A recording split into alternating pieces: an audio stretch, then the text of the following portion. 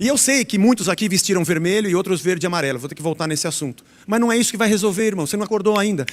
Que transformação de uma sociedade acontece por transformação dos indivíduos.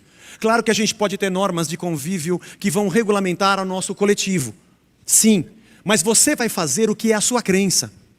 Porque quando não tem um radar, você passa dos 50 por hora. Porque não tem lei que mude o que você pensa. Porque se não tiver câmera e ninguém vendo, a gente faz o que está errado. Porque não, a lei não me transforma. Poxa vida, o Brasil tem essa coisa errada. Tinha que ter uma lei para isso. Pode fazer quantas quiserem. Lei não transforma o ser humano. A lei pune o que fez errado. Mas transformação é de dentro para fora. É evangelho, é morte e novo nascimento. Quando o povo de Deus vive unido em fé, graça e comunhão, o mundo pode ver um vislumbre do céu. Porque a igreja é a amostra da vida no reino. Assista até o final e deixe seu comentário. Na verdade, todos nós somos Adão. Todos nós fizemos isso. Todos nós decidimos um dia e continuamos decidindo que fazemos aquilo que queremos, independente do que Deus deseja que façamos. Essa, aliás, é a grande guerra que nós temos. Lutar contra a nossa vontade, da qual somos escravos. Nós temos uma escravidão que nos acompanha. Nós não vivemos em plena liberdade. Quando alguém fala de livre-arbítrio, eu fico um pouco preocupado. Não é bem assim. Livre-arbítrio mesmo a gente não tem. Porque nós somos escravos da nossa vontade. Nós não somos livres de nós mesmos. Você é livre para fazer o que você quer, mas você não tem poder de mudar o que você quer. Porque esse desejo nos comanda. E nós não temos o nosso desejo como nosso inimigo, esse é o problema. E achamos que liberdade é poder fazer o que quero. E o problema é que às vezes eu faço o que eu quero, eu prejudico pessoas, eu destruo o meu lar, e os outros dizem, por que você não muda? E eu digo, porque eu não consigo mudar o que eu quero. Isso está mais entranhado dentro de mim do que eu possa imaginar. Eu sou escravo dos meus desejos, e há um componente da queda. Paulo diz em Romanos 7, já lemos aqui, que nós lutamos contra a nossa vontade. Em Gálatas 5,17 também, há dentro de nós um conflito da nossa carne contra o Espírito, do Espírito contra a nossa carne. Porque a nossa carne se opõe a Deus para que não façamos o que Ele quer. Temos na nossa mente uma vontade, mas na hora H a gente mete os pés pelas mãos. Temos a escravidão do pecado e a escravidão dos nossos desejos e achamos que somos livres. Aliás, lutamos pela liberdade de fazer o que queremos, de manter a prisão. Por isso que o novo nascimento pressupõe a nossa morte. Entendeu? Por que seguir a Cristo significa nascer de novo? Porque aquele que no Éden decidiu fazer a sua vontade, morreu. Mas aquele que na cruz decidiu fazer a vontade do Pai, morreu para si. Deixa eu voltar. Aquele que na sua humanidade quis viver a sua vontade, morreu para Deus. Mas aquele que na cruz decidiu morrer para a sua vontade e obedecê-lo, viveu eternamente. Você entende o paralelo ambíguo entre Adão e Cristo? Que Adão representa aquele que está vivo para o seu desejo, mas morto para Deus. E Jesus representa uma outra humanidade, daquele que diz, eu vou morrer para a minha vontade para obedecê-lo, e vive eternamente. Quando nós dizemos, eu me converti, é uma palavra que a gente tem que falar muito para entender o que isso significa, e nem sei se essa é a melhor palavra, mas a conversão é mudança de rumo. Convergir é você tomar um outro caminho, diferente do que você estava. Ao mesmo tempo que a palavra nascido de novo, só tem razão de eu nascer de novo se eu já não vivo mais o que eu vivia. Então, seguir a Cristo, fundamentalmente, não é encontrar um Deus que vai fazer a minha vontade. Quem faz isso é gênio da lâmpada. Você esfrega, ele sai e você faz os seus pedidos. Seguir a Cristo não é encontrar um Deus que eu estou gostando do que eu sou, do que eu penso e do que eu quero, e digo para Ele outras coisas que eu quero e que me falta, e Ele completa o que me falta. Não. Isso é ser escravo da minha própria vontade e fazer Deus escravo do meu próprio desejo. Seguir a Cristo é eu dizer, eu não quero mais ser quem eu sou. E eu não quero mais desejar o que eu desejo. Eu quero ser uma nova criatura. Por isso Jesus disse, aquele que quiser vir após mim, negue-se a si mesmo. Você vai ter que se autonegar. Autonegação. É um esforço grande. Tome a sua cruz, porque isso vai ser um grande sacrifício para você lutar contra você mesmo. Contra o pecado e o desejo que estão dentro de você. E você me siga. Anda comigo. Segue as minhas pegadas. Esse novo nascimento é o que nos faz filhos de Deus. Não é o fato de eu frequentar uma igreja. Não é o fato de ser evangélico. Nem de ler a Bíblia. É a disposição da morte. É por isso que o cristão, ele não consegue se ver completamente encaixado dentro de nenhum pensamento, de nenhuma filosofia ou de nenhuma ideologia que parte do mundo que está caído. Porque nenhuma dessas lógicas pressupõe a morte do ser, a morte do ego e a morte da própria vontade. Todas as filosofias ou razões ou ideologias sempre pensam no que você pode fazer para acrescentar o que você quer. Mas o Evangelho diz que a solução não está no que você quer, mas naquilo que Deus quer. Aliás, é por isso que aquele que é um filho de Deus entende que não adianta eu trazer uma regra ou uma lei religiosa, porque isso não muda ninguém.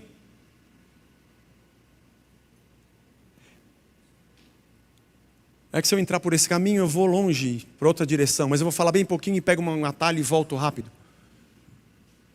Para mim, pouco se me dá se nós teremos um governo evangélico ou não evangélico.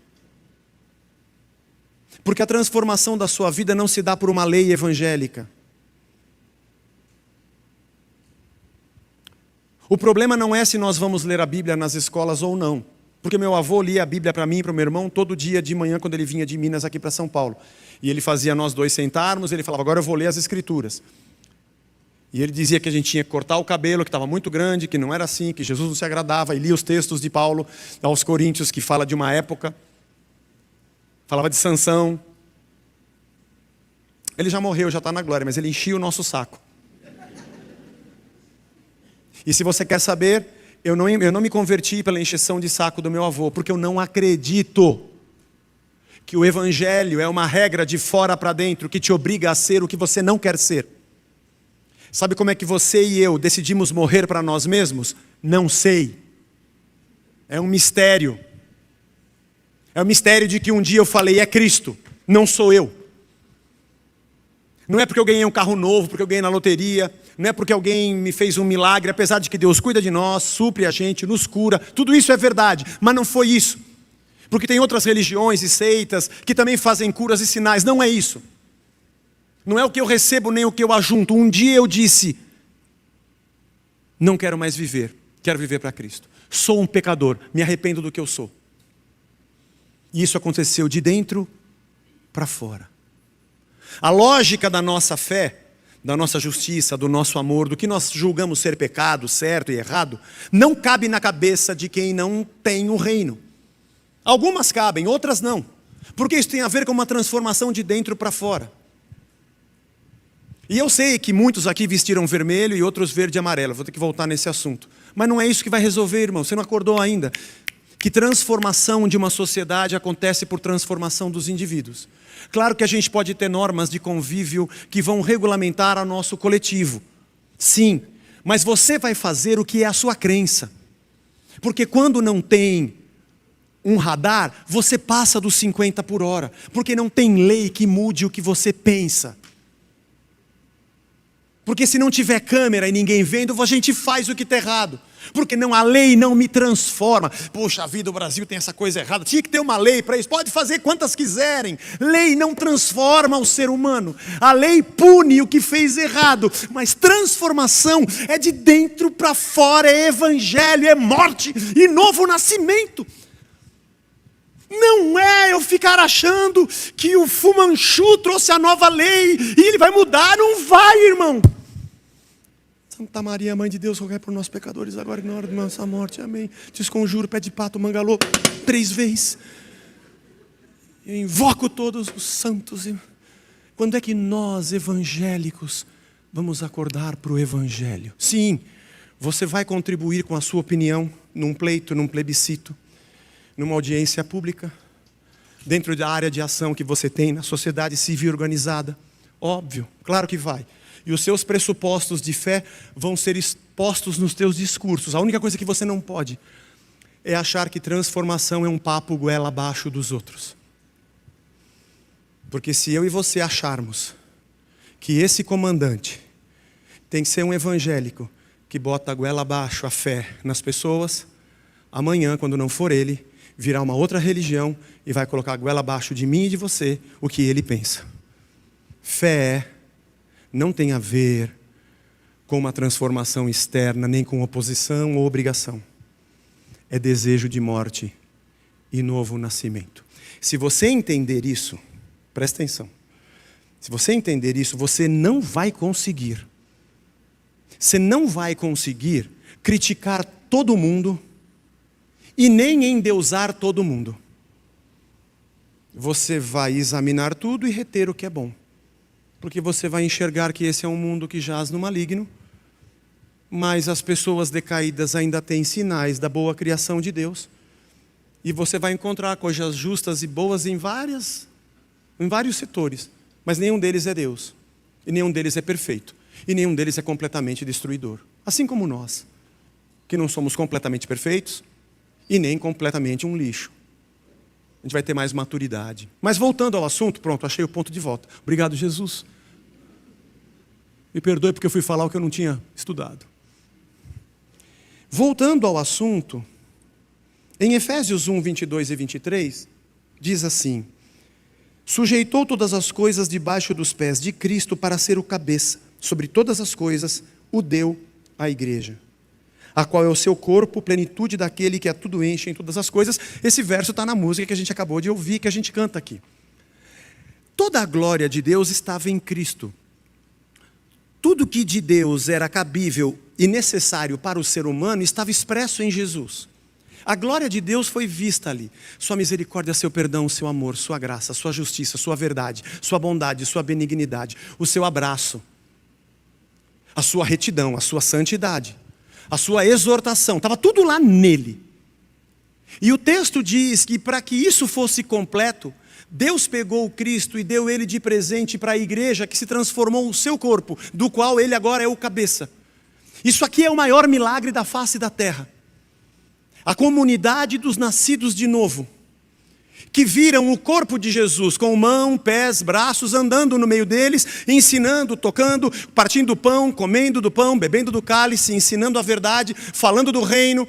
E essas pessoas queriam seguir a Jesus por onde ele andava, porque ele tinha palavras da vida eterna. De repente ele vai para a cruz, morre, ressuscita e sobe aos céus. E aí, de uma maneira misteriosa, sobrenatural, ele se torna espiritualmente o cérebro de todo mundo.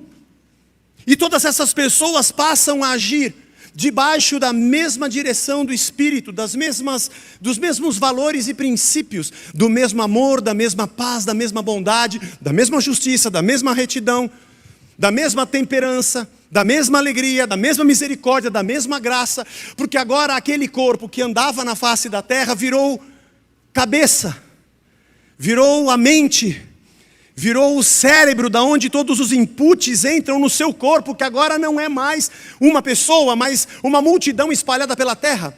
Nós somos os pés, nós somos as mãos, nós somos o abraço, nós somos o carinho, nós somos a justiça, nós somos a palavra da verdade que saía da sua boca. O seu corpo, por isso é chamado de corpo, é o que continua andando na terra, demonstrando aos homens que Deus está no nosso meio. E quando perguntam para nós por que fazemos isso, o irmão cristão que mora na Argentina, em Portugal, no Sudão, na Rússia, na China comunista, no Japão, em qualquer lugar, dá a mesma resposta: eu tenho a mente de Cristo. Essa assembleia de pessoas que não estão dentro de um mesmo prédio, espalhadas pela face da terra, distantes por milhares de quilômetros, mas que pensam da mesma forma e fomentam os mesmos valores e a mesma graça e a mesma fé, é chamada igreja. Isso é a igreja de Cristo. Apesar de nos reunirmos num prédio, mas se esse prédio a gente não tiver mais, aliás, irmãos, essa semana a gente tentou ver outro. 2, um já tinha sido alugado, onde era a fábrica da Marfinite, pertinho da gente. E o outro que a gente não conseguiu contato ainda. Se prepare, irmão, nós vamos mais do que dobrar o nosso aluguel se a gente mudar daqui. Por isso eu peço encarecidamente a você que vem na reunião das 11, vem às 9. O departamento infantil é mais vazio, tem mais lugar para sentar. Você sai mais cedo. Inclusive hoje você estaria vendo o jogo do Palmeiras essa hora, porque o culto das 10 já acabou. Você já cumpriu a sua obrigação espiritual e já está em casa. Pagou já as suas obrigações. O ar-condicionado é mais geladinho. Nos ajude, porque está bem apertado aqui às 11, né? Mas passa de 100 mil aluguel de qualquer lugar se a gente sair daqui. Fecha. Obrigado, Senhor, pela oportunidade que Tu me deste no meio da pregação de falar isso. Deus deu tudo para a igreja. Efésios 3:8 diz assim, Paulo dizendo, a mim, o menor de todos os santos, foi dada a graça de pregar aos gentios o evangelho das insondáveis riquezas de Cristo e manifestar a todos qual é a dispensação, o momento do mistério que durante tempos passados esteve oculto em Deus que criou todas as coisas. E isso para que agora, pela igreja, a multiforme sabedoria de Deus se torne conhecida dos principados potestades nas regiões celestiais, e ele ainda completa, segundo o eterno propósito, desde sempre. Esse sempre foi o propósito de Deus que Ele estabeleceu em Cristo Jesus, nosso Senhor. Desde sempre o propósito era de que por vocês, minhas criaturas, a minha glória fosse vista. Eu já falei aqui uma vez, imagina que, exemplo hipotético, ao invés de Deus enviar o seu filho, tivesse enviado os seus gêmeos, Jesus e Genésio, sei lá, Jesus e Josué, qualquer nome. Enviarei os meus 2 filhos gêmeos, né? E os dois começassem o ministério aqui na terra. Não aconteceu isso, mas imagine. Você acha que esses 2 concordariam? Sim. Você acha que algum dia eles iam brigar porque está fazendo o reino de Deus diferente? Claro que não, porque seria o próprio Deus em carne, né? É o próprio Deus, na verdade, só que dividido em 2. Imagina. Eles fossem conversar um dia e um dissesse, rapaz, eu falei para Pedro, atrás de mim, Satanás. O outro dia eu falaria a mesma coisa. Você imagina? Se um dissesse assim, sabe que eu fui fazer um discurso e eu falei bem-aventurado, rapaz, eu fiz igual lá na Zona Leste, você não acredita? A mesma pessoa. 2 filhos de Deus. Esses 2 filhos de Deus não queriam procurar um pastor para fazer um aconselhamento que eles não estavam se dando bem. São 2 filhos de Deus. Eles não estariam fazendo a sua vontade, nem trabalhando por si próprio. Eles fariam a vontade do Pai que me enviou para realizar a sua obra. Esse é o nosso alimento. Os 2 negariam a si mesmos e fariam tudo aquilo que Deus quisesse. Inclusive estariam na cruz, dizendo, Pai, perdoa-lhes, eles não sabem o que fazem. Por que nós, como filhos de Deus, temos tantas desavenças? Porque a gente não age como filho de Deus. Pronto, está respondida a pergunta.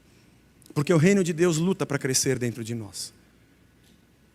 Não dá para forçar a barra de fora para dentro, mas ele é uma pequena semente que quando cai no coração, vai crescendo e crescendo, vai se enraizando em nós e vai pondo para fora o que somos e trazendo para dentro aquilo que é do Senhor. Novo nascimento. Pela igreja, a multiforme sabedoria de Deus seria conhecida na terra por nós. Não sei se em algum momento da história do nosso país nós tivemos tantas emissoras de rádio, televisão, internet falando do evangelho. Entre aspas, evangelho, ok. Mas a gente nunca viu o nosso país tão perdido em ódio, divisão, discussão. Tem muito pouco a ver com o que a gente fala e anuncia pela FM ou pela TV. Tem muito mais a ver com quem somos. E o tipo de luz que nós brilhamos no meio das trevas para que as pessoas saibam que o reino de Deus está em nós. É muito blá blá blá. É muita espuma sem chope. É muita conversa sem transformação. É muita falta de compreensão, muita falta de compaixão, muita falta de sabedoria, muita falta de tolerância, muita falta de amor.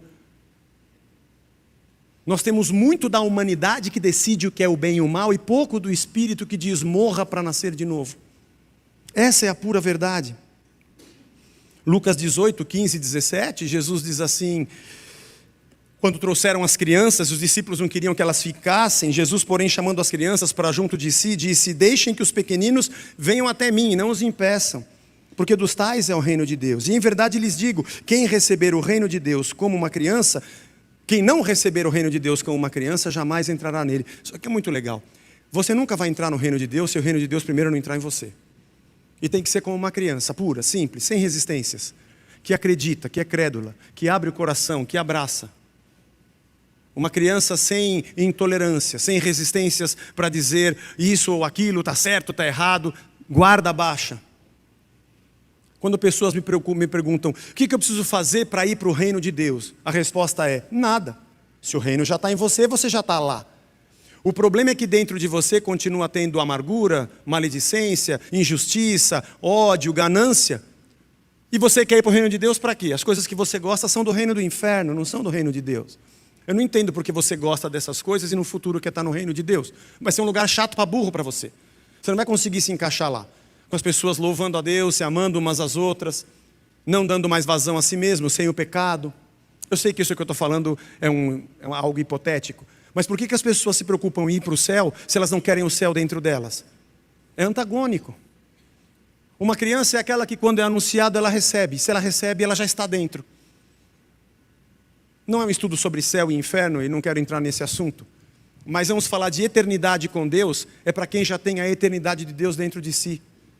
Não é uma coisa que eu pago e compro um bilhete ou o direito de entrar. É algo que já entrou em mim, eu não consigo ficar sem ele. Por isso que o reino de Deus não é apenas aquilo que viveremos na plenitude da eternidade sem o pecado. Ele já é aquilo que nos ocupa, aquilo que permeia as nossas relações. Por isso que as pessoas veem a luz de Deus brilhando e glorificam a Deus, sem palavras. Ah, você, hein? Tua vida está desgraçada, arrebentada. Você, hein? Você é um safado, você é um sem vergonha, ninguém te aguenta. Sabe o que você precisava? Ir para a igreja, para se converter. E o outro diz, para quê? Para ser um intolerante, grosso, mal educado e acusador que nem você? Fico onde eu estou. Por que eu quero que a pessoa vá na igreja para conhecer Jesus, se ele está diante de um santuário do Espírito e as atitudes dessa pessoa não mostram que a igreja está ali ao lado dele? Eu quero que a pessoa vá num prédio para ouvir a palavra e ouça de uma vida que eu não sou capaz de viver em frente a ele para que ele deseje conhecer a Deus? Essa é a hipocrisia de uma fé que não é fé, de um movimento religioso vazio sem a transformação do Espírito de Deus. Paulo diz em Gálatas 2:20, logo já não sou eu quem vive, mas Cristo vive em mim. E o viver que agora eu tenho na carne, eu vivo pela fé no Filho de Deus, que me amou e a si mesmo se entregou por mim. Eu não tenho mais vida. A minha luta é lutar contra mim mesmo, meu desejo e minha vontade, para que o reino de Deus cada vez mais cresça e eu diminua, como disse João Batista. E seja visível e palpável a transformação de Deus em mim. É exatamente por isso que nós que somos cristãos entendemos que o sinal de que o Espírito de Deus está numa pessoa não é nem poder, nem milagre, nem sinais. Porque tem muitas religiões e muitas entidades espirituais que também demonstram poder e fazem sinais, inclusive curas e coisas transcendentais. Mas o grande sinal de que o Espírito de Deus está numa pessoa é que ela morreu para si mesma. É que na hora do vamos ver, ela tinha vontade de dar com o porrete, mas ela teve domínio próprio. Ao invés de fazer o que ela queria, o seu desejo, ela deu lugar à vontade de Deus e obedeceu ao Senhor. Ela esmurra o seu próprio corpo, como Paulo diz. E ela diz, miserável homem que sou, as coisas que eu gostaria de fazer eu não consigo, e as que eu não queria fazer é que eu acabo fazendo. Eu não quero mais viver isso, eu quero morrer um pouco mais a cada dia. E como um filho de Deus, ele vive de morte em morte e de ressurreição em ressurreição. Todo dia ele levanta, luta contra si mesmo para que renasça um novo homem. E a cada dia ele vai resgatando e vivendo na sua santificação a imagem de Deus restaurada na vida dele. Esse é o plano de Deus, diz Paulo, eterno, de revelar na sua igreja o seu Filho. Afinal de contas, todos nós somos filhos de Deus, a partir de Cristo. Isso é o Evangelho vivido por nós. Aliás, também foi Paulo que disse, eu não me envergonho do Evangelho, porque ele é o poder de Deus para a salvação de todo aquele que crê. Eu vou na igreja ouvir o Evangelho para eu receber poder. Você não recebe poder, o Evangelho já é o poder. Não me envergonhe do Evangelho, ele é o poder de Deus. O poder de Deus é a transformação do ser humano. Não sou eu que estou dizendo, é o Evangelho que está dizendo. A gente para pensar que nós cremos mais em crendices do que no que diz a palavra. O plano de Deus para nós é que nós possamos iluminar o que está ao nosso redor com a luz de Cristo. O novo nascimento dá aos indivíduos uma nova humanidade. O novo nascimento nos lança numa nova humanidade. Cada vez nos parecemos menos com o homem Adão e mais com o homem Cristo. Esses nascidos de novo trazem à luz uma nova comunidade, a comunidade dos nascidos de novo.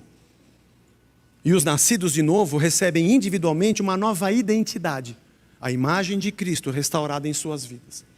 E essa nova comunidade que emerge da união dos nascidos de novo, demonstram as suas relações, o seu amor e a sua compaixão, uma luz e um reino que não é igual aos reinos humanos. Uma lógica de vida que não é igual àquilo que se encontra na terra. Ainda que por todos serem criaturas de Deus, eu possa encontrar muitos sinais das coisas boas que Deus colocou no ser humano nessa terra. Mas eu entendo que de verdade o que me coordena e o que me rege é o reino. A regência do Evangelho dá o contorno de uma nova cultura, de uma nova lógica existencial, de um novo jeito de encarar o outro e encarar a mim, de um novo jeito de encarar a comunidade e a individualidade, com justiça, porque tudo emerge de Cristo e do Evangelho.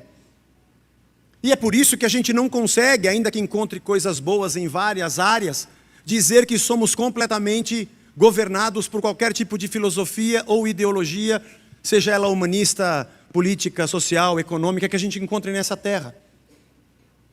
Porque nós encontramos uma outra vida e descobrimos que não pertencemos mais a este mundo. E ainda que possamos contribuir com a nossa luz e com o Evangelho de Deus, com tudo aquilo que está ao nosso redor, nós temos plena convicção de que essa transformação é de dentro para fora e isso eu não consigo controlar. Ao mesmo tempo que eu sou livre e liberto de ser um cara subserviente a qualquer uma dessas ideologias. Isso não faz de mim alguém melhor ou achando que sou melhor do que os outros, muito pelo contrário, me torna humilde para ir para a cruz. Porque mesmo Jesus, sabendo de tudo isso e sendo o rei do novo reino, ele foi crucificado pelos pecadores. Ele foi cuspido. E você pode dizer, e nós, Zé, vai depender de você. Se você quiser no braço da tua força, você vai resistir na cacetada e no porrete. Ou você vai dizer, perdoa-lhes, Senhor, eles não sabem o que fazem. Porque nós vivemos uma outra vida, diante de pessoas que têm uma vida nessa vida. Porque a nossa vida foi invadida por uma outra vida que não a nossa. Por uma outra razão e uma lógica que não a nossa. E a gente vive diante dos homens aquilo que Cristo vive dentro de nós. Nossa vida individual e nossas relações demonstram que o Rei está vivo, que o cabeça está entre nós. Isso é o Evangelho de Cristo.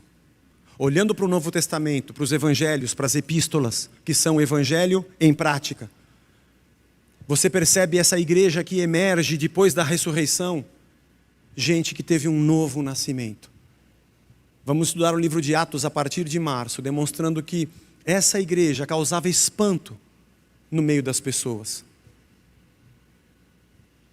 Eu sei que você e eu sabemos e temos consciência de que o que os romanos fizeram com os cristãos nas arenas é um crime. Mas o que espantava eles é o fato de que eles iam para as arenas cantando e louvando. E quanto mais eles matavam cristão, mais cristão aparecia, a ponto do império ter que se virar cristão. Eu sei que nós temos o direito de lutar pelos nossos direitos, mas o que espanta o inimigo é gente que abre mão do seu direito para ir para a cruz. Eu sei que você vai me questionar e dizer que isso está errado e que nós não nascemos para sermos perseguidos. No reino eterno, não mesmo. Mas nessa terra cada vez menos haverá lugar, cada vez menos haverá espaço, até que o espírito do anticristo permeie todas as mentes. Mas isso a gente já sabe porque está escrito. Nós não nos sentimos bem porque somos aceitos na sociedade em que estamos. Nos sentimos bem porque o reino de Deus nos aceitou mesmo sendo pecadores. É muito difícil isso, irmão. Ser evangélico é fácil. Difícil é você ser um cristão pronto para entregar o seu corpo em sacrifício vivo, santo e agradável a Deus. Mas isso começa na tua casa. Quando a tua esposa briga com você e você diz, ela está certa. Ou quando o teu esposo diz alguma coisa para você e você corajosamente diz, você está certo. Dizer que o outro está certo? Não, esse é o mundo onde eu faço o que eu quero, eu escolho ser o que eu quiser ser, dane-se você, e você tem que abrir espaço para que eu tenha o direito de ser escravo da minha vontade. Mas o reino de Deus é das pessoas que disseram, venha o teu reino e seja feita a tua vontade, que diminua eu e Cristo apareça, e eu possa brilhar a luz de Cristo, para que os homens reconheçam a claridade de Deus. Porque em Filipenses, para encerrar, no capítulo número 2, verso 12, diz, assim, meus amados, como vocês sempre obedeceram não só na minha presença, porém muito mais agora na minha ausência, desenvolvam a sua salvação com temor e tremor, porque Deus é quem efetua em vocês, olha só, é Deus quem efetua em vocês, tanto o querer quanto o realizar. O que eu desejo e o que eu faço já não é mais produzido pela minha vontade. É Deus quem efetua dentro de mim uma nova vontade e para fora de mim uma nova realização. Segundo a sua boa vontade, não segundo a minha.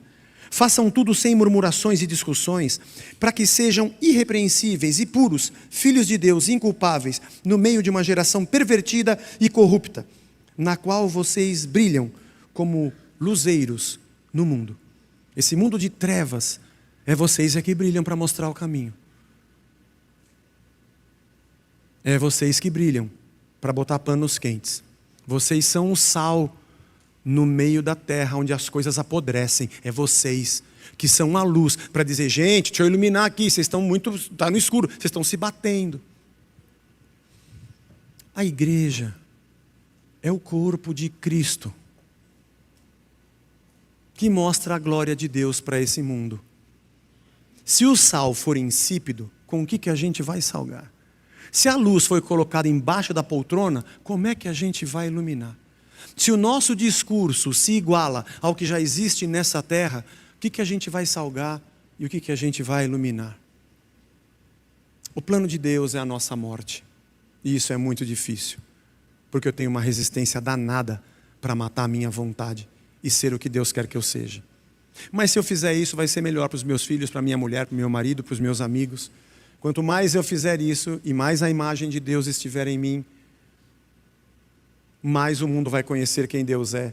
Não porque a gente fala, mas porque o querer e o efetuar de Deus está em nós. Mesmo assim, isso não é uma garantia, porque não é de fora para dentro. Mas se há uma maneira, como eu e você um dia conhecemos a Cristo e não foi na cacetada, nem na imposição. Se há um jeito de estalar os dedos e dentro de mim vir uma lógica dizendo, não sou eu, é Cristo. Eu sou um pecador, eu preciso dele. Eu preciso começar tudo de novo e do zero. É a divina semente, que misteriosamente eu não sei te explicar.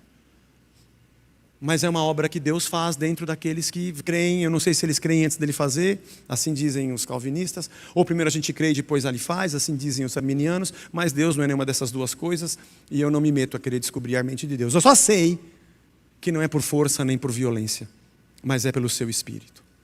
Você não vai mudar nada, mas você pode sinalizar. Você não vai acabar com as trevas, mas você pode iluminar um pouco.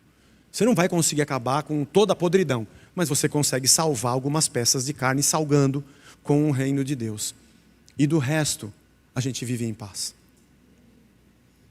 Eu não digo muito isso porque eu não gosto de confete e serpentina, mesmo estando próximo do carnaval. Mas é muito bom estar aqui. A gente aqui é leve e tranquilo. Não tem encheção de linguiça e não tem encheção de saco.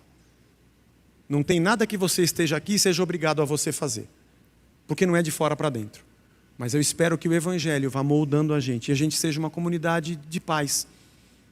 De gente que ama e reproduz o reino de Deus. De gente que vai sendo transformada. E ao invés de eu ficar dando tiro para quem está errado, eu começo a olhar a trave que está no meu olho e menos o cisco que está no olho do outro. E porque cada um de nós morremos para nós mesmos, devagarzinho vai emergindo uma comunidade de nascidos de novo. E todo mundo sinaliza a Deus para todo mundo. Deus nos abençoe. Se esta mensagem falou ao seu coração, compartilhe para abençoar outras pessoas. Fique com Deus e até a próxima.